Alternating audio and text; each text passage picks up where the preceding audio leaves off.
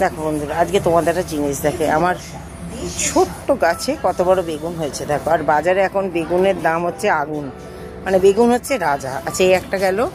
এবার দেখো, দাঁড়া, এই পাতার ফাঁকে আর একটা দেখো, এই যে দেখতে পাচ্ছ, এই দেখো, এই নেমেছে, এই একটা, আর একটা হচ্ছে এই দেখো, তিনটে, ঠিক আছে, দেখছো?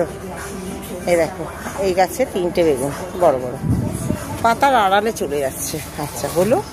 আর এই একটা বেগুন গাছ দেখো, এটা টুনি বেগুনের মতো, মানে টুনি ভাল্ব যেমন হয় না, সেই রকম, কিন্তু খুব টেস্টি বেগুনটা। এইটা এখন ছোট, এগুলো বড় হয়, কিন্তু মানে একটু গোল বড় টাইপের হয়, কিন্তু খুব ভালো মিষ্টি বেগুনটা।